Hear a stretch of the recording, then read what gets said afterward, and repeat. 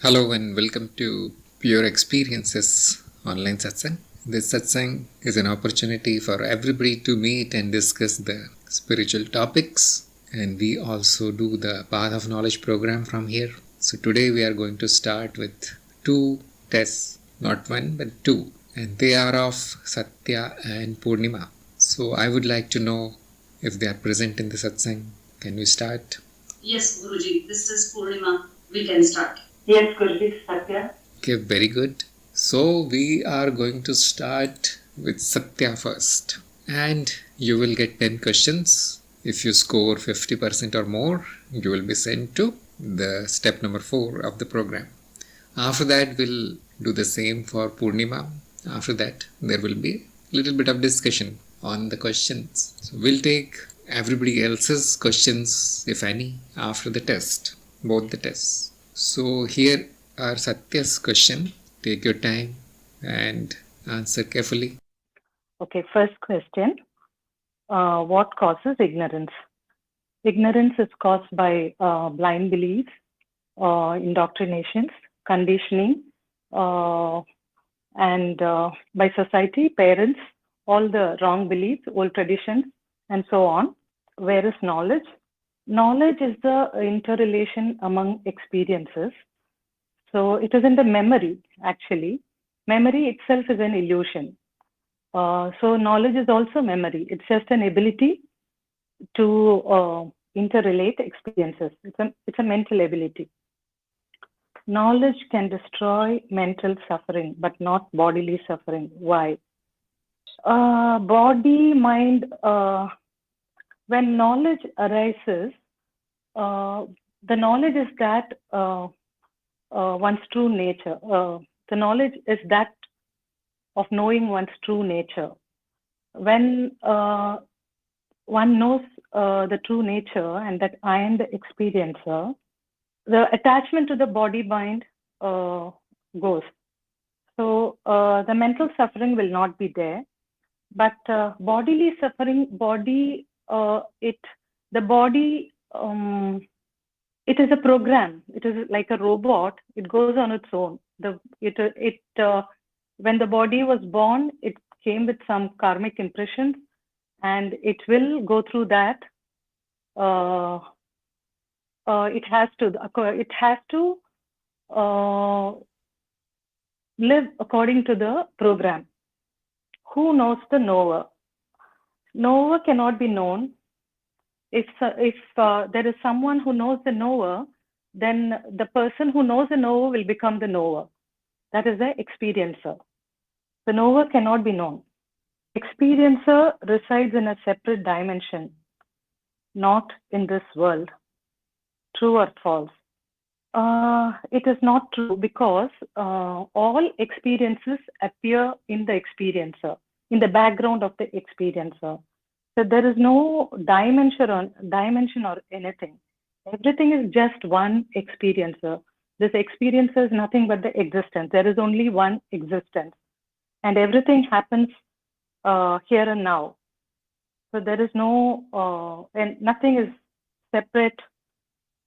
There's no other dimension.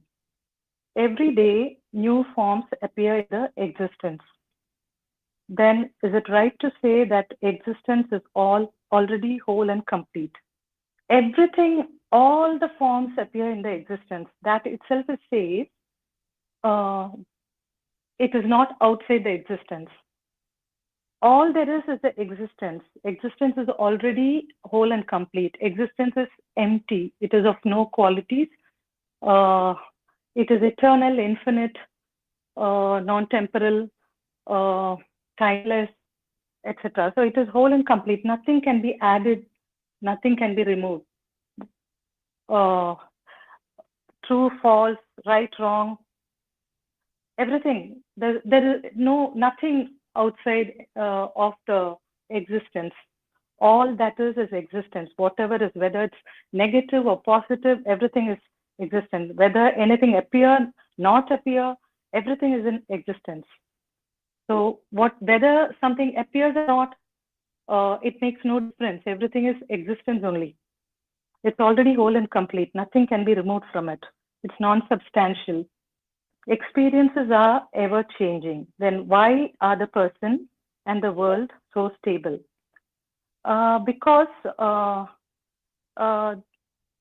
the changing, the patterns are changing very slowly in such a way that it is not, it gives an appearance that experiences are stable. Which state remains? Which state remains when all other states come and go? The background of all states is the fourth state, Turiya state.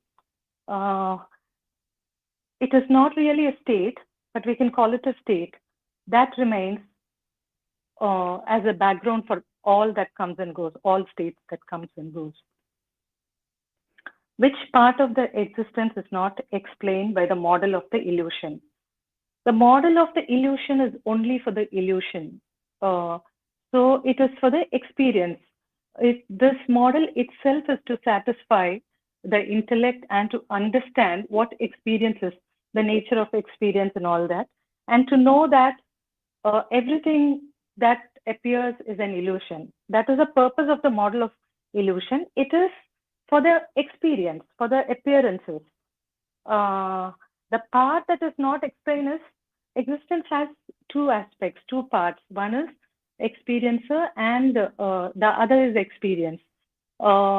Existence is experiencing itself through the experiencer. So it is experiencer, which is existence itself, which is not explained, which cannot be explained. It cannot be. It is unknowable. It cannot be explained. It is beyond the reach of the mind. It is beyond the reach of the intellect. Next, what makes the illusion so beautiful and captivating? I would say it is the immense potential. It is a change that makes the illusion so beautiful and captivating. The changing patterns, the immense potential, the immense patterns, and the senses limiting to make them meaningful, to make it more meaningful. The memory, all these are part of the process. And that makes it more beautiful and captivating. And that is what I think. I may be wrong here. That's it, Guruji. Thank you. Very good, very nice, very good effort by Satya. And you get 6 out of 10, which is a very satisfactory score, but it is not outstanding. So anyway, you are pass and you reach the step number 4 of experimentations. And now we move on to Purnima's test. You will also get 10 Yes, questions, same rules. So these are Purnima's questions. Pranam Guruji. Thank you for this opportunity. I'll take 2 minutes, Guruji. Yes, Guruji. I'll start. I'll take the first question later on. I'll start with the second question. Will knowing too much cause insanity? No. My answer is no. Knowing too much cannot cause insanity. Insanity is the inability to coherently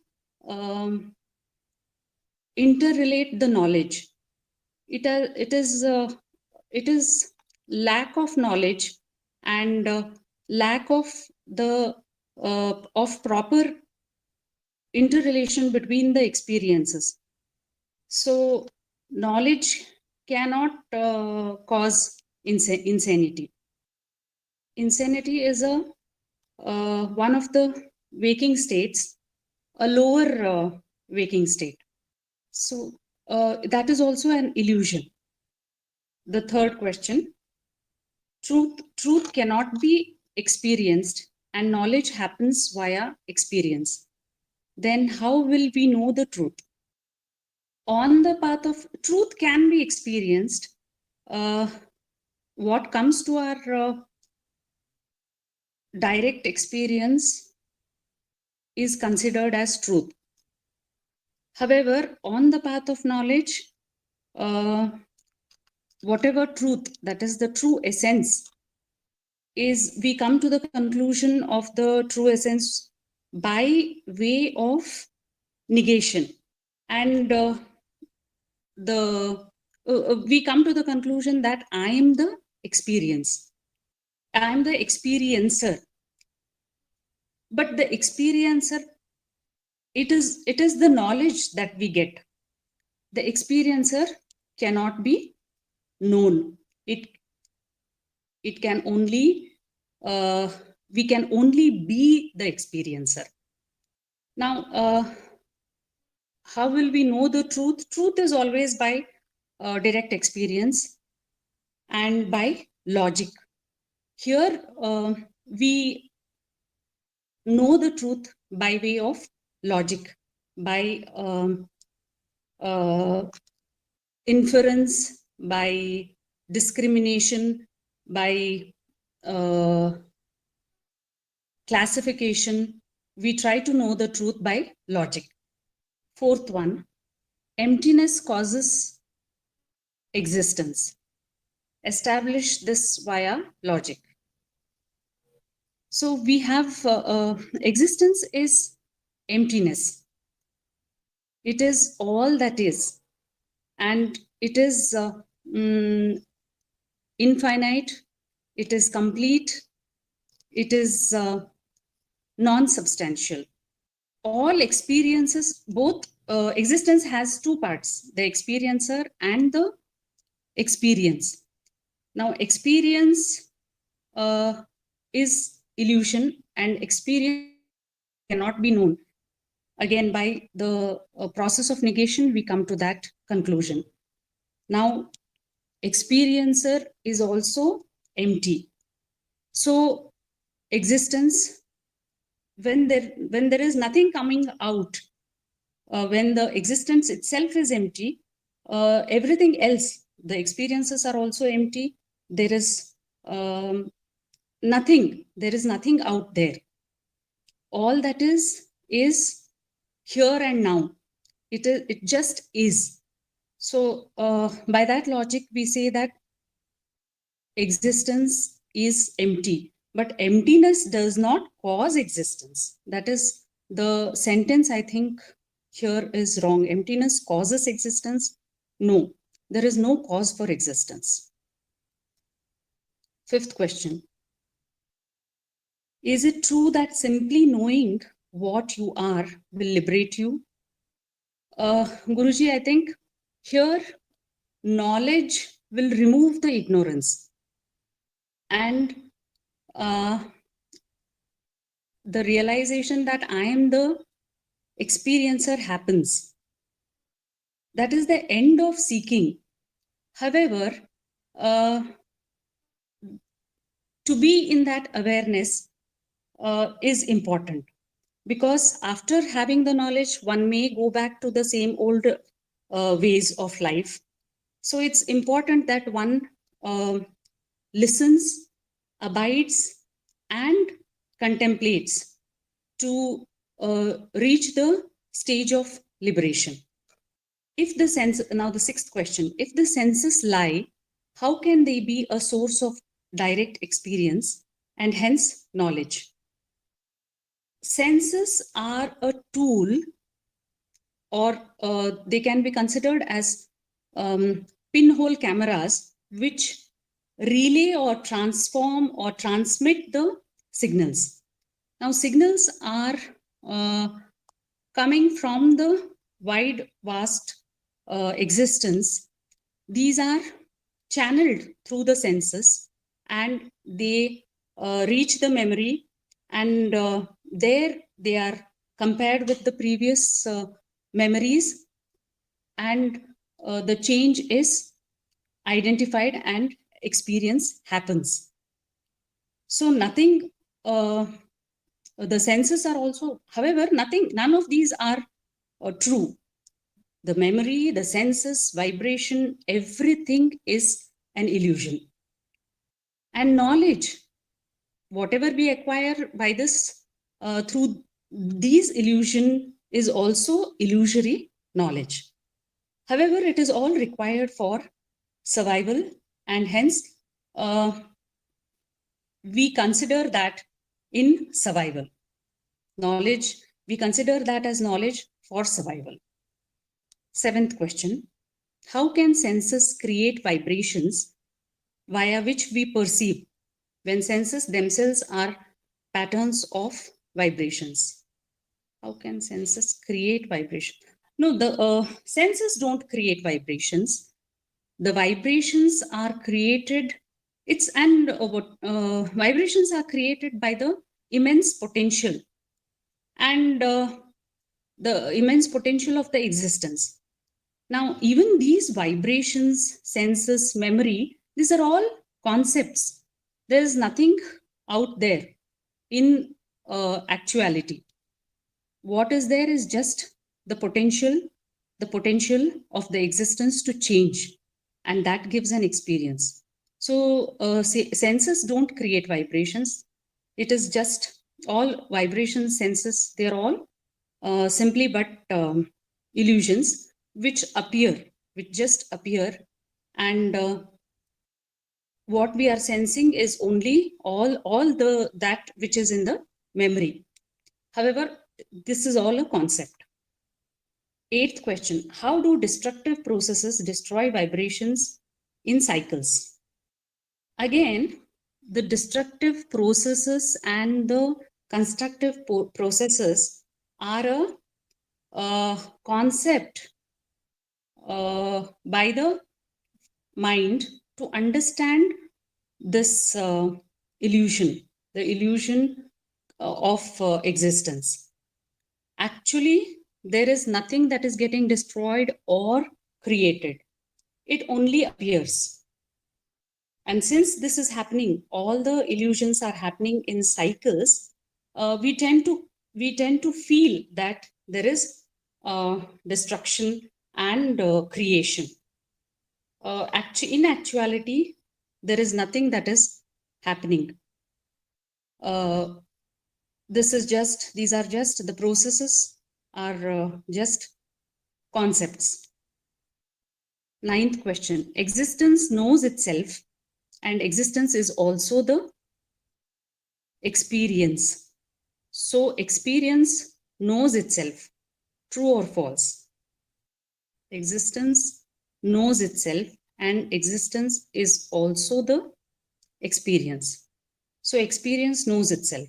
Yeah, this is true as well as false.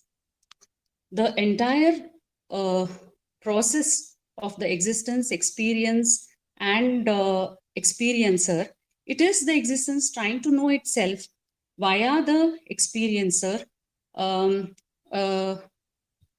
via the experience, by the experiencer. So it is true, and then everything in existence is true as well as false. Therefore, I would like to say it is true and false, and it is, if I say not true, it is not false also. But this thing is, this entire existence or the experiencing is the coming together of the experiencer and the existence and the experience, and existence is trying to know itself. That is true. Does evolution happen in steps, or is it gradual? Evolution happening in steps, again, is an appearance. There is no evolution or dissolution. Actually, it appears to be evolving. Everything, this existence is here and now, and it is just one dynamic presence. It is at this, in this moment. Now, coming back to the first question, Guruji, what is the role of intuition in gaining knowledge? Yes, I think there is a small role for the intuition, and probably that is the that is how one feels. One has this urge. This intuition can be considered as the urge for knowledge, the urge to liberate, to get liberated from this suffering. So it is this intuition that guides one into to to search a guru and follow a path of gaining knowledge. Yes, Guruji, I think that is it.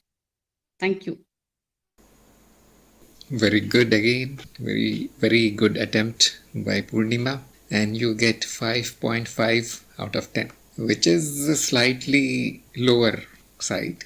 But still you have the basic knowledge and you can do the experiments, you are passed. So I know these questions today were somewhat difficult because they all came from somewhere else. I did not think them. Anyhow, the performance was very good, both Purnima and Satya. So congratulations, both of you are in the step number 4 and you will need to send the weekly reports and we'll observe you for 3 months, and that is your training for the practice. The practice needs to continue lifelong, but these 3 months are special.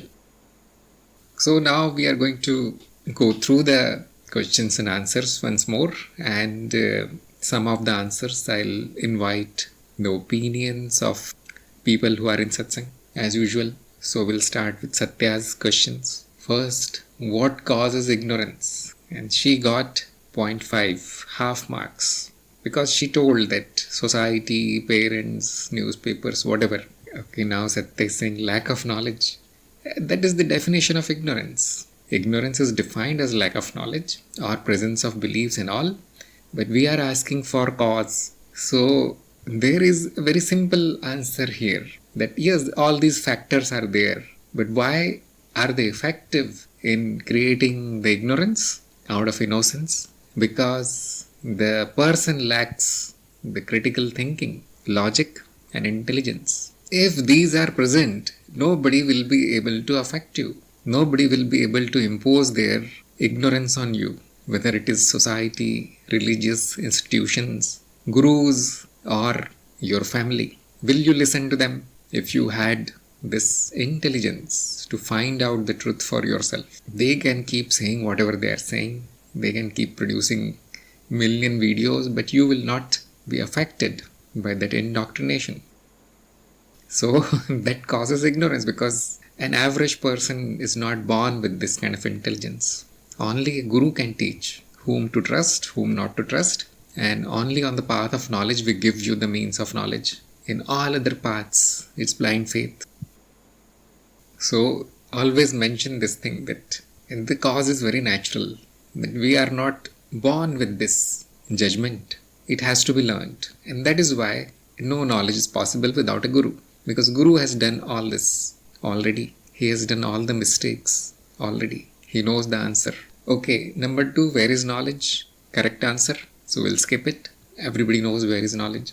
Number 3, knowledge can destroy mental suffering but not bodily suffering. Why? And Satya got 0. So I would like to ask this thing in satsang, because our claim is that knowledge causes total destruction of suffering, end of suffering. But is that true? Will the pain in the body, diseases in the body, or anything in the body, will it go away? Simply knowing you are emptiness, will it end the bodily suffering? And why she got 0? Although her attempt was very good. In fact, many people, they come in spiritual field because there is a belief that their bodies will become very good. So that is why yoga and all these practices are taken up, which were actually spiritual practices. Anjali is saying, knowledge doesn't destroy suffering, it destroys the one who is suffering, because there is nobody to suffer. It's an illusion. Very good answer. See, there is already nobody who is suffering, but there is suffering. This is true, that it is an illusion, but it is still there. Nobody wants this illusion, isn't it? There is nobody. but there is a desire to be free from this illusory suffering. That is what we are talking about. So will the knowledge destroy this? Although there is nobody, will the knowledge destroy the bodily suffering? Kanika is saying suffering is mental and body goes through physical pain. Yes, your answer is half correct. That there is pain, but it cannot be called suffering. Very few people know this. So we'll discuss this in a minute. Graham is saying no one to suffer, but the body-mind still experiences pain. Yes, suffering is different from pain. This must be understood by all the seekers. An ordinary person, ignorant person, for that person, suffering is equal to pain. Pain is suffering, suffering is pain. Even this happens to ignorant people, that their mental condition actually is reflected as bodily diseases, pains. If you do not differentiate, if you are not in awareness, your mind will cause actual pain or actual disease, which then becomes a cause of pain. Everybody knows this, I think. Everybody has experienced this thing. Rajit is saying illusion or body continues to appear even if after knowing it is an illusion. And that is right. It will continue to appear, it will continue to function as it is functioning. All the pain and pleasure will be there. Same with the mind. But now it is seen as illusion. And this knowledge actually reduces the suffering. I don't think it will go away, but it reduces it. As long as there is body, there will be activity of the body, vritti. And pain is one of the activity. And it is a signaling mechanism which simply signals the mind, the brain, that something is wrong in the body. That's all it is. It is not a suffering. Although it feels very bad, yes, I know. Sanjay is saying body is subject to pain in the interest of survival. Very good answer, yes. To see it as a suffering is then wrong knowledge, or you can say ignorance. It is there, it is necessary, although it is not desired. And this not desiring is the suffering, although it is totally natural to not desire. So very tricky situation here. Keshav is saying when it is said that knowledge destroys suffering, it means that knowledge lifts illusion of suffering. So after knowledge is gained, there is awareness about detachment from ego or body while going through all states. Very good answer. Yes, I was expecting this kind of answer. That see, if somebody insults you, somebody betrays you, somebody hates you, you are going to feel the mental pain. There will be bad feeling, there will be bad emotion. Can you avoid that? Only if you are a rock or a robot, you won't get it. Otherwise, you'll get it. So, knowledge does not end the activity or the state which is natural. When knowledge detaches yourself from whatever is happening, like Graham said, now the identification shifts from the witness of suffering, not the one undergoing the suffering. It is not happening to anybody because there is nobody. So it is happening, but it is not happening to anybody, like Anjali said. This alone gives you a peace and strength to endure it. So all those people who are coming here in the hope that the suffering will be destroyed, please go somewhere else. Because no, that's not true. Knowledge will prepare you for that assault to tolerate these states of the body and the mind. Hridayeshwari is saying bodily pain will continue due to the physical cycle, mental suffering will stop. Yes. Sometimes in short form we say that look, the mind will stop worrying about this suffering business. Although the emotional layer and the physical layer will continue to function. And we should not stop it also. That is unnatural. These functions are there for some good reason. We are very lucky to get this kind of machine that has this kind of features. What happens, I'll tell you the reality now. These babas and these sadhus and whoever, tantrics, they display some kind of powers that, look, I'm putting needles through my mouth or my sword through my mouth, nose, and I'm not suffering. Look, I'm sitting in minus 10 degree snow in Himalayas. I'm not suffering. And some people will walk on the fire and so on, you see. So these, what can I say, showmen, they are simply making a display of their powers. They cause this kind of hope in people, ordinary people, that look, he knows something which I don't know, and that can stop all the suffering. Or there are people, they keep smiling in front of even criminals and person who's torturing them, and they sit there and smile. And other people, they wonder why this is happening, why this person is not affected at all. And they come to know that this is a spiritual person on this path, that path, and they run after that to become like that.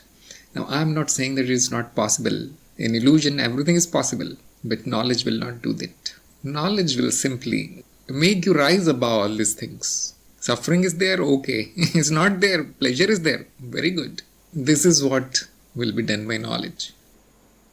So knowledge has nothing to do with all these miracles, you see. I'm not saying nobody should do the miracles. They can do whatever they want to do. I'm not saying nobody should do the healing. They can do whatever they want. It's all allowed. Only thing is that a seeker should not hold this kind of ignorance in their mind that spirituality is the solution of every suffering, or spirituality will end the natural phenomena. It will make you resistant, or it will make you so strong that probably it won't even matter to you if something is paining in the body, it is dying, or somebody is saying something to you and you have some negative emotion. It won't matter, but it will be there. Its effect will be very less. Then how to end this bodily suffering? You end the body. That is the final answer. Why did you come here? If you don't want this kind of positive, negative kind of experience, which this life is, don't come here. No body, no pain. Although there will be another kind of suffering, which is mentioned in the scriptures. I forgot about what is that. But at least there is some solution to your pain. Skillful ninja is saying how not to come here. You need liberation for that. And how to get the liberation? First, you need to walk on a path under the guidance of a guru. Find out a suitable path for yourself, spiritual path, and follow the instruction of the guru who is teaching that path. Reach the liberation, the point of liberation, mukti, and the human birth will stop. So it looks like that you are just starting. You are at the starting point. So first you need to find out whether it really happens or not. Is there something called liberation or not? So start searching, seeking. I wish there was a medicine or there was a formula or a mantra that, okay, do this, no birth for you. But unfortunately, it is not like this. Path of knowledge is very easy. Path of knowledge says that you are not born. You were never born and you will never be born. That is the end of suffering actually. This realization is the end of all suffering. But I think my experience is very few people are ready for this kind of teaching. They want to get rid of physical pain and they want to get rid of the mental suffering. And then they will think about the Brahman and Atman. This is the 90% of people. Not people, seekers. People, they don't have any idea. Anyway, long answer here, but I thought it was important. So we discussed it. Realizing I don't know why I came here, a mistake. Yes. Now you know, you see, knowing this much is good enough. Why I came here, there has to be some stupid reason for that. Unfulfilled desires and so on. But it is very wise to know that it was a mistake. There are better ways to exist. So let's go forward, and everybody should think about this matter of suffering. Who knows the knower? And she got full marks here. Sometimes we do not use the word knower. We use the word experiencer because we differentiate between the experience and the knowledge. So knowledge is simply a special kind of experience. Anyhow, let's go forward. Experiencer resides in a separate dimension, not in this world, true or false. Again, full marks. She said everything is here and now. Yes, that is the right answer. So why is there a belief that experiencer is not in the world, somewhere else? Again, ignorance only. Everything is right here, right now. And we can say reverse, actually. That all there is right here, right now is the experiencer. And the world is not to be found anywhere. We are not sure about whether there is world or not. It is a dream. But we are very much sure that experiencer is here. So, reverse of the blind belief that the world is always there. And the experiencer, there is something fuzzy thing going on in my head, in the brain. But it is probably in some other dimension. So people cook up all these beliefs when they hear all this garbage of dimensions and whatnot. But the knowledge is exactly opposite of the belief. You will never find the world. All you will find is yourself, which is always here and now. So very good answer by Satya. So whenever you hear these things that I am in some other dimension, and you should ask for the definition of the word. Tell me the definition of the word dimension. And you will find that 99% of people, they don't know the definition. They are simply repeating because it sounds like knowledge, some deep word. Okay, number 6. Every day new forms appear in the existence. Then is it right to say that existence is already whole and complete? What this question is saying is that, look, every day something new comes, which was not there before. So how can the existence which was there yesterday was whole? Because, some new thing came here.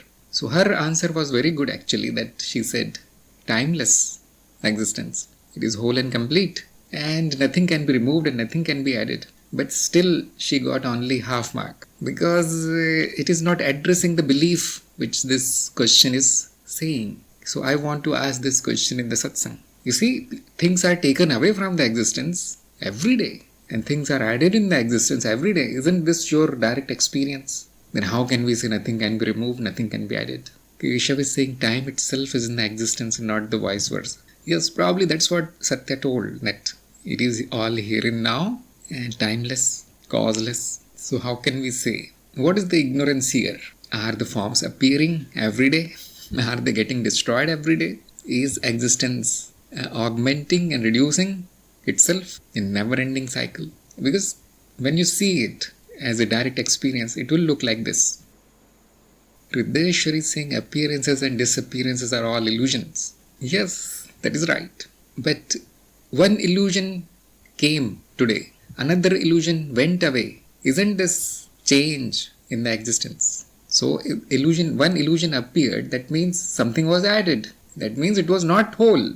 This one illusion was absent before. And same way, I remove one illusion today, that means the existence is reduced. It is not whole now because this one illusion is absent from the existence now, which I removed or which automatically gets removed. So, very logical. How come you are saying it is whole and complete? Everything is getting added and removed from it. And who knows, countless things are not present in the existence. Okay, Madhavi is saying time is an illusion. Yes, that's what Keshav said. And Nitya is saying the forms appearing or disappearing are happening within existence. That is also true. How do you define the wholeness and completeness of it? Why do we say nothing can be added? Skillful is saying we perceive shapes according to our sanskar vrittis. One of many possibility we see, I suppose. Yes, we say it is all mind created, yes. And there is only possibility, yes. But still, is it whole and complete? Satya said, I thought my questions were easy. Apparently not. No. All these 20 questions are very, very difficult. Sanjay is saying, existence is infinite, hence adding or removing still keeps existence infinite. Very good answer, yes. Graham is saying it's eternal outside of time, it all exists and unfolding and change is perfect. Yes, change is the word, correct word. Nothing is appearing, nothing is disappearing, it is changing. Now Satya will be slapping her head. Why didn't I say that? Nothing is appearing, nothing is disappearing. I think somebody said this. Yes, Hridayeshwari said this, that they are illusions. So it is saying removing and adding is being witnessed in existence. So nothing is happening in the truth. Yes, same thing in different language. Yes, good. Nitya is saying waves appearing, disappearing within the ocean. Ocean is same. Yes. The essence remains the same. Can you add the essence in the existence? Can you remove the essence from the existence? No. And the rest is emptiness, appearing as something or other thing. Why do we say it is whole and complete? Because anything at all can appear and anything at all will disappear. This is the law. That which appears will go away. But that does not mean that it is reducing the existence in some way, right? So we can take an example of sand on the beach. Have you seen these sand boxes? Like this we use in software engineering a lot, that we run some programs in sandboxes. We do not actually run them in the wild, because who knows what they can do. They can crash the entire network or machine sometimes. So there are sandboxes, and you can build anything from that sand. You can build this house or a sculpture, anything at all in that sand. So was the sand reduced when that house was broken and remade into something else? Or when the house appeared from the sand, was the sand increased in some way? I mean, is that logical to say that the sandbox is increasing, decreasing, and something is being added? No, something is appearing, something is disappearing, but nothing is actually happening. The whole is whole. It is whole. The sandbox is whole. No matter what appears, no matter what goes away. I know it is very difficult to understand these things, but this is the answer. According to me, at least, this is my understanding. But there can be other answers. Who knows? Because this is a difficult question. It is very easy to simply repeat after the Guru say everything is whole and complete, and everybody says yes, it is whole and complete. But I think nobody thinks about these things. You should contemplate and question, why do we have satsang? Not to sit with closed eyes. This is not satsang of some other path. Here the mind and the intelligence should be very active. Okay, let's go forward. Experiences are ever changing, but why are the person and the world are so stable? So she got half marks again, but there is very simple answer to this, which I'll give you, that this is the process of stabilization, which we discussed in the program in very detail. The illusion of stability is caused, although nothing is stable. Everything is changing. Our mind has a very beautiful ability to make the things look same when there are small changes. So she got 0.5 here, because she said they are changing very slowly. Yes, that is one reason that it appears so stable, because some things are so durable that they last longer than human lifetime. Mountains, rivers, and whatever you see. So the planets, the stars, the moons, they are so long living that gives us an illusion of stability. But everything is going, everything is disappearing. It's a matter of time. What about the person? The person is a very interesting thing. Although you change every day, but even after 10 years, 20 years, you say, I am the same person. Not only you, the people who know you, they also say, oh, this is my relative, this is same. Never changes. I tried, but he never changes. So this is a special thing. The person, its stability is most important for survival. So special tricks are used to keep it same every day. Not by disallowing the change, by incorporating the change into this concept of a person. See, when you grow your hair long, you are the same person. You cut your hair, you are the same person. So this change is now incorporated in the database that this person has this quality. Long hair, this person. Short hair, same person. Person is not changing, and the hair is changing. Hair are changing. So it is like changing clothes. The person is a concept which remains fixed, and other things are added and removed from it, including the body. So special care is taken that the person never changes. And then you can check the other layers, like the emotions or the memories of that person. Special care is taken that even after a lot of change, the illusion is maintained. You will know why this is needed. This is absolutely necessary for survival. Illusion of stability. There is a process that is called stabilization. I forgot the actual term in the program. If somebody can remind me. But it is an illusion. Very useful. Nothing is stable actually. So let's go further. Which state remains when all other states come and go? And I think she said Turiya. So I gave her 0.5 marks. So why did I cut 0.5 mark? Can somebody tell me? I want to ask this in satsang. Which state remains when all other states come and go? Turiya is a very good answer. It's a traditional answer. But is anybody in Turiya right now? I doubt it. Turiya is also not permanent, you see. It is not there. Someday it will come. But there is no guarantee. If something came, it will go. This is the rule here. Anjali is saying non-duality. Is there a state called non-duality? Sometimes we say the state of the existence is non-duality, non-dual. Satya is saying dissolved. This is very tricky word, dissolved. Because everything is already dissolved. So all emptiness, potential, illusion, whatnot. We cannot say that there is something. So yes, the dissolved state is always there, but we cannot say that it's a state of mind. Because when we say state, it is always a state of mind. Not of existence or experiencer, or because these things do not have any state. Sanjay is saying, sleeping is the original state in which all states appear and disappear. I can give you 0.5 also. Although, if all other states appear, they cloud the sleeping state. We will never call it sleep state if some other state is appearing there. It's a very technical thing now. You see, she was right that these questions are very difficult. Hrideshwari is saying for Turiya. No, we do not use experiencer for Turiya. Turiya is simply awareness in all states. Turiya will not stop coming and going of states. Remember this thing. They will all come and go. The cyclic nature of states will not stop. Only thing is, they will come and go in complete awareness. That is why it is not called a state. Sometimes we say Turiya is the fourth state. Then you will see again disclaimer below that.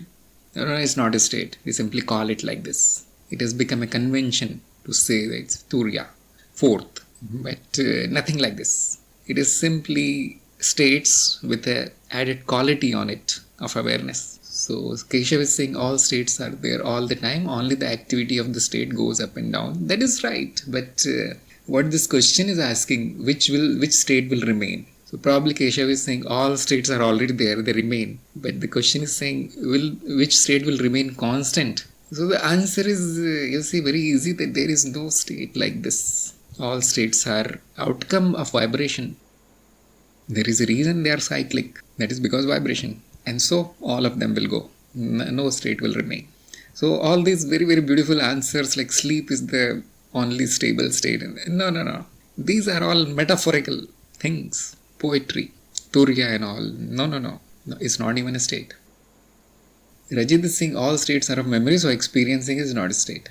Sometimes we say state of experiencing is always there. Sahaj Samadhi is always there. But technically speaking, state is always a state of mind. If that thing is always there, we cannot call it state. Stateless state. So we should again go back to the definition of the word state. Collection of activities, isn't it?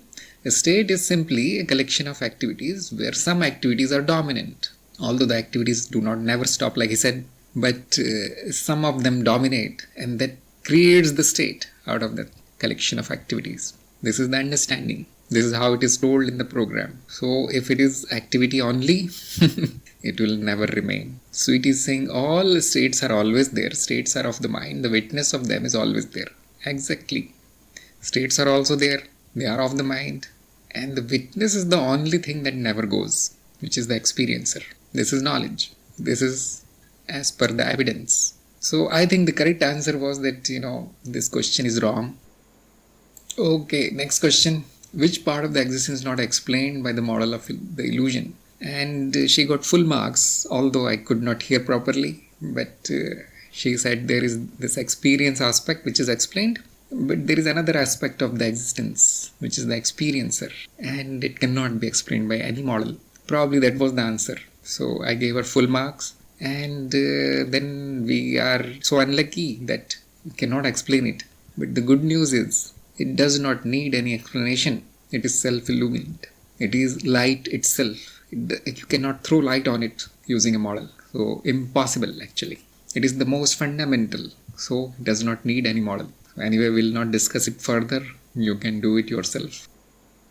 Number 10. What makes the illusion so beautiful and captivating? So she said, probably I'm wrong. And yes, that answer was wrong. So we'll again discuss it briefly. So anybody, any idea?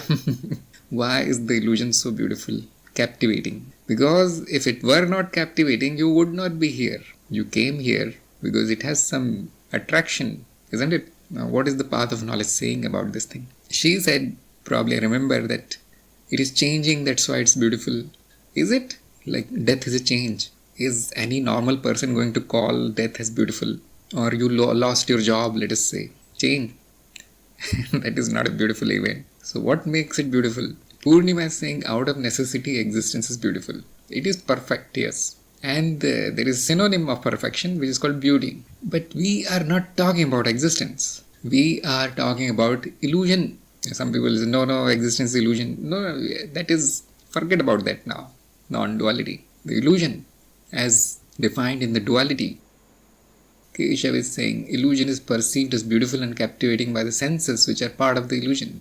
It is self-serving mechanism for survival and evolution. Very good answer, yes. Full marks to Keshav. It is simply an illusion.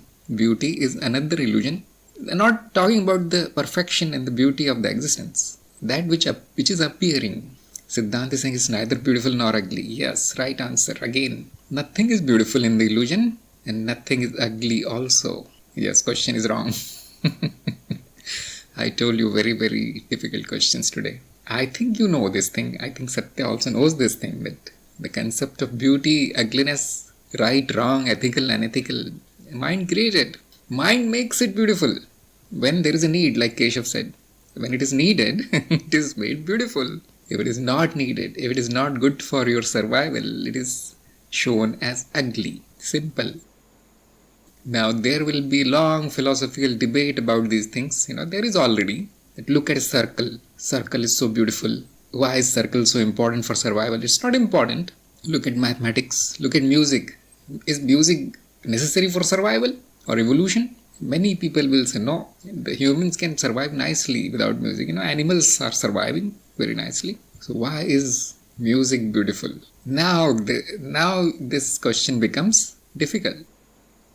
Path of knowledge ends here, that okay, everything is mind created. Don't even think about beauty and illusion, beauty and ugliness. That is the end of knowledge, but not the end of debate.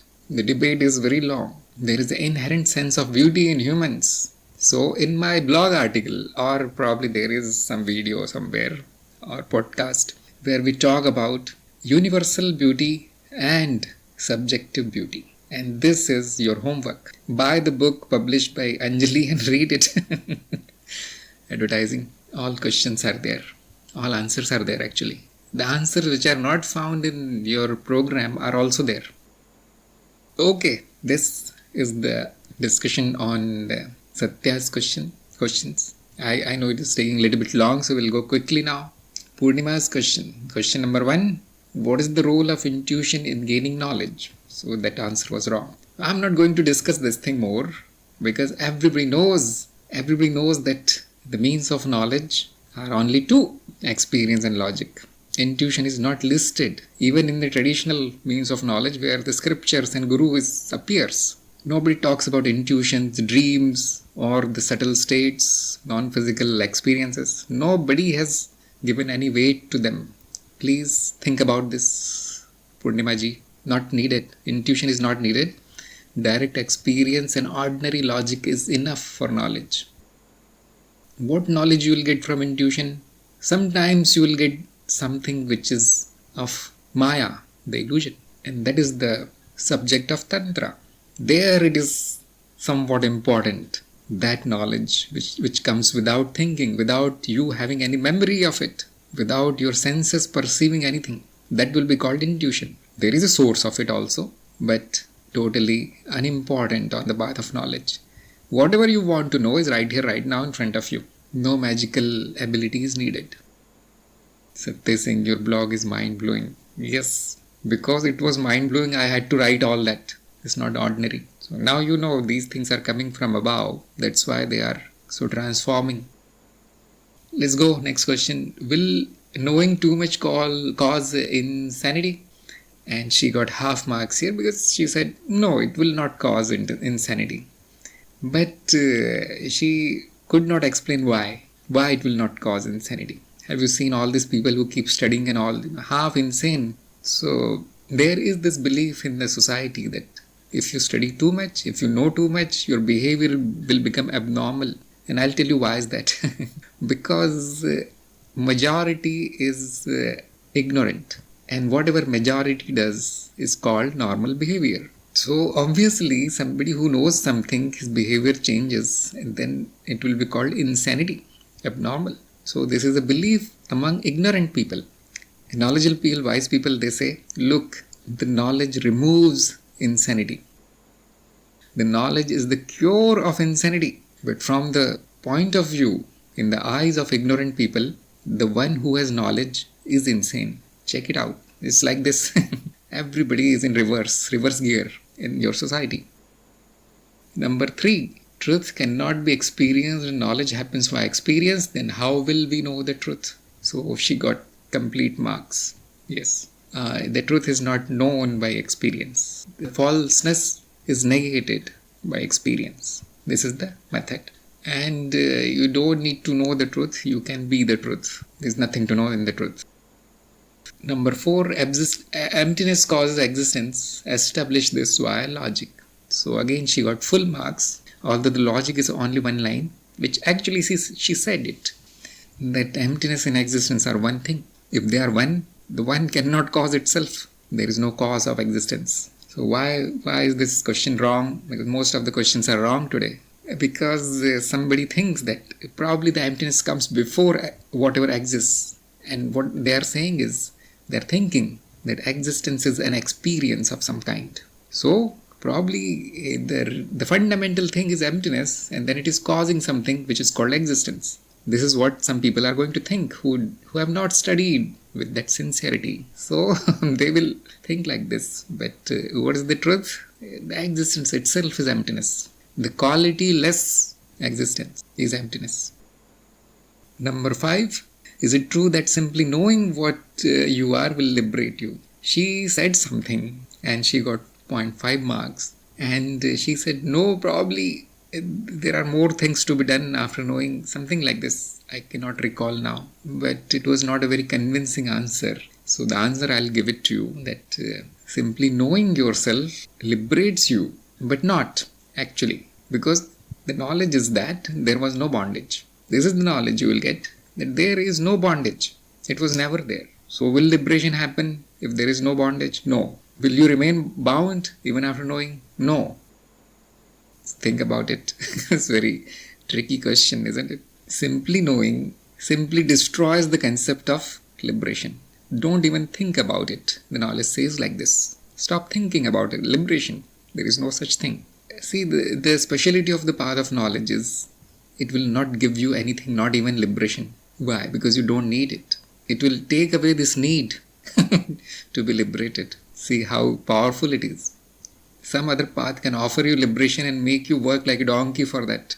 And when you get it, you know that, I still have a body, I still have a mind, and so on. There is no end. The Brahman will never disappear with its illusion. So it is very wise to know that there is no need to be liberated. I am already liberated. That is the last thing you can say about liberation, and then forget about it. Number 6, if the senses lie, how can they be a source of direct experience, hence knowledge? And Purnima got 0 here because the answer was not good enough. So I want to ask this in the satsang. You see the definition of the direct experience, the experience which is right here, right now, coming through the senses. Not any imagination, not which you read in the book, not which somebody said. This is not called direct experience. Right now, right here, whatever you are experiencing. So how can that which is coming from the senses be called knowledge if it is all illusion? The answer is simple, but I know Purnima is saying, I feel I need to go through the course all over again, feeling like a fresh student now. Yes, highly recommended. Every time you listen to this thing, all the videos and the program, you will come to know something which you missed before.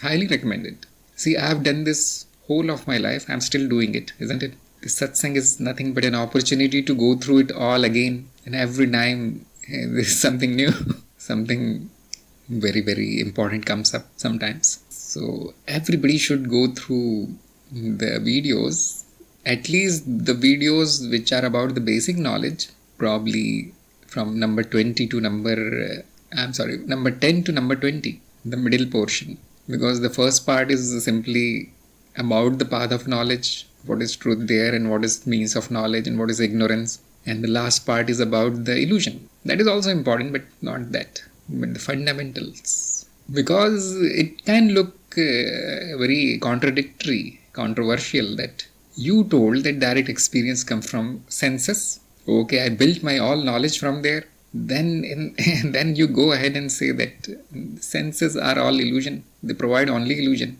It's contradiction. Okay, Mani is saying one thorn removes the other thorn. Very good. Probably everybody is happy with that answer. Or do I need to explain? Keshav is saying, with the prism of critical thinking, direct experience can separate illusion from what it is. What is? Yes, you are right. But Rajit has the correct word. There is only negative knowledge. So Rajit gets 100% here. This was the answer. See, simple. But still, you will need to think about it. There is no contradiction. Knowledge is defined as negative knowledge. Like when we classify the knowledge in the first part of the program, we say these are the kinds of knowledge. Then I say, look, the positive knowledge is useless in the path of knowledge. The negative knowledge is very useful. So what the senses are doing, they are providing you the positive knowledge actually. But we reverse it. We find out the truth of it and then we remove it, like Moni said. Without this, there is no knowledge. Without this purification process of the mind, the pure mind has nothing. It has no positive knowledge, no negative knowledge. Actually, negative knowledge is same as not having anything, not having any knowledge. Unknowing, agnostic state is the pure mind. Now, whatever is needed for day-to-day life will be taken as positive and will be thrown out when its job is over. You still remain pure.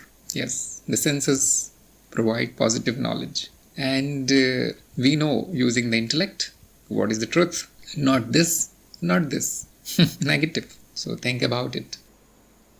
Yes, Purnima needs to go through contemplation at least, if not all the videos. Contemplate on your notes, the notes you have written. The contemplation is nothing, simply asking the 7 questions again. This is contemplation. Convince yourself.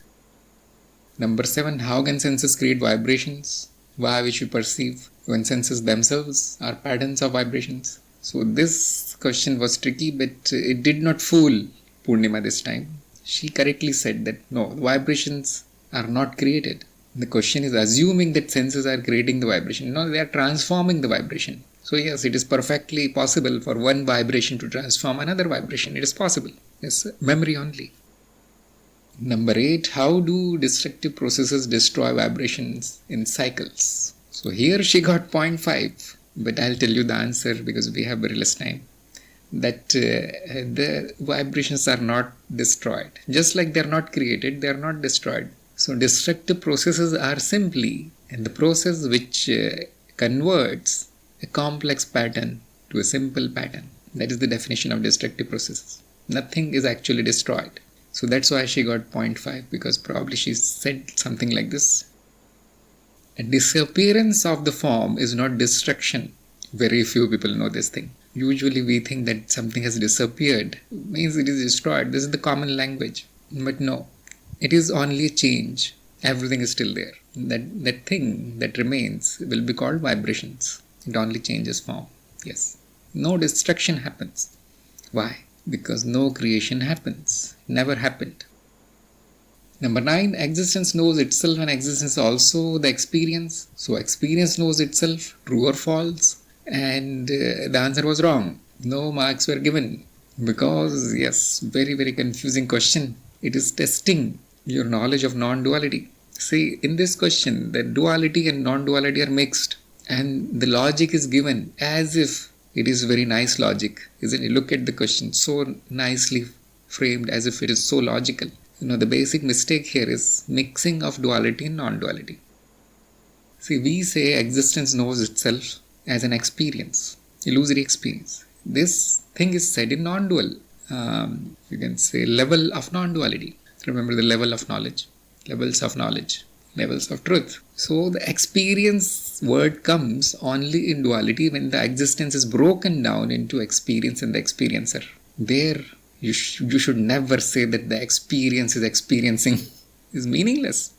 In duality, the experiencer is experiencing. The experiencer is taking on the experiences. That is the definition of the experiencer, isn't it? So when this kind of mistake is made, although it looks very logical, that yes, he said existence is both experience and experiencer. So why can't the experience also witness itself? completely garbage. It's completely meaningless statement, isn't it? It's not applicable at the level of non-duality. There is no experience, so it cannot witness anything. There is only existence. The non-dual Brahman is forever in this state of witnessing, timeless, and not a state. You see, you can only use negative words. The emptiness, which is not anything, is witnessing, which is not anything.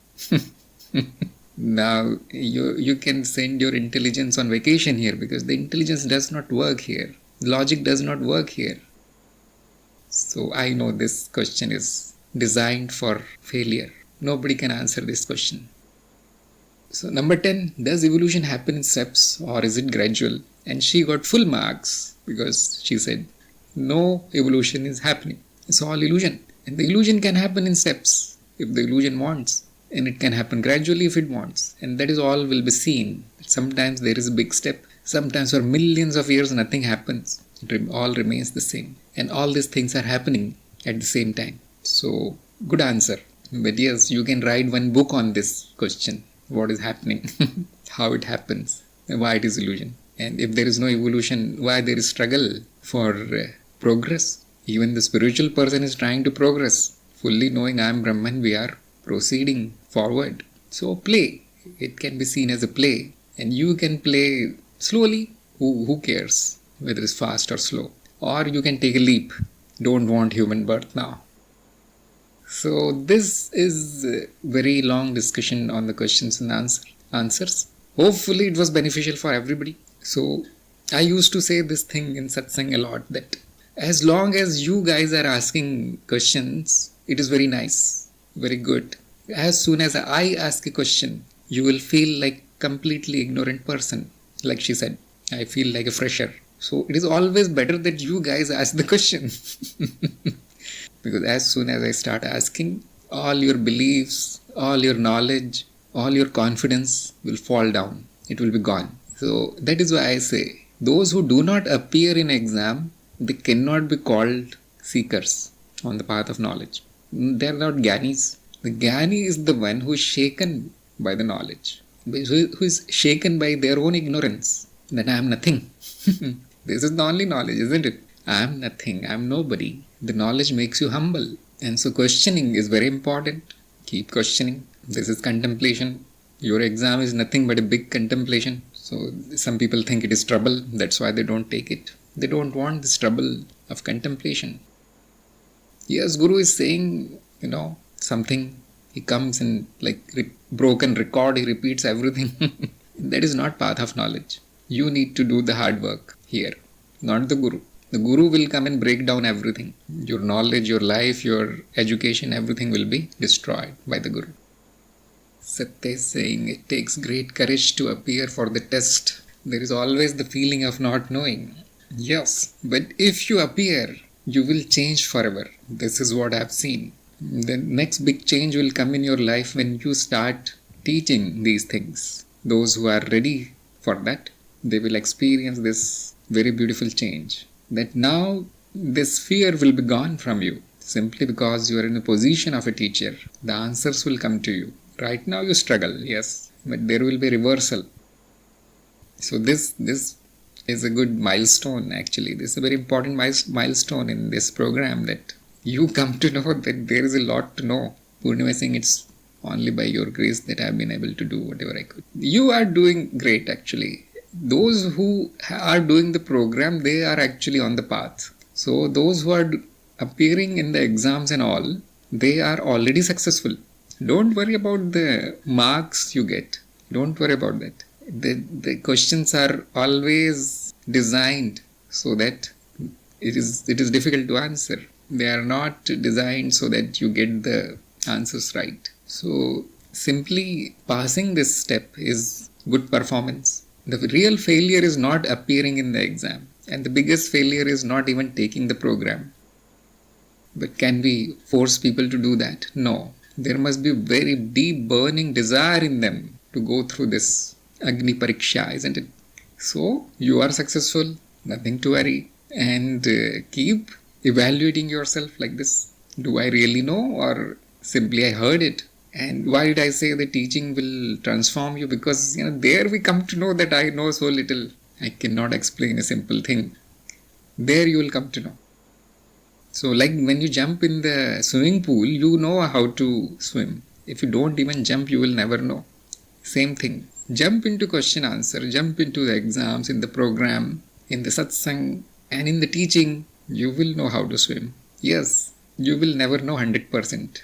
There will be some questions which nobody can answer, because the path of knowledge is not really about knowing a lot. It is about the bliss, that is the absence of wrong notions. If you are convinced that, I don't have anything in me, no impurity left in me, and then your intellect says, look, you don't know this, you don't know that, you cannot answer, then it's all okay. It's not really necessary to answer each and every question, as long as you are in a blissful state. So I think it's good time to end today's satsang. And congratulations to Satya and Purnima. Very well done. Very good. And I'll see you everyone in the next satsang. Thank you everybody for attending today's satsang.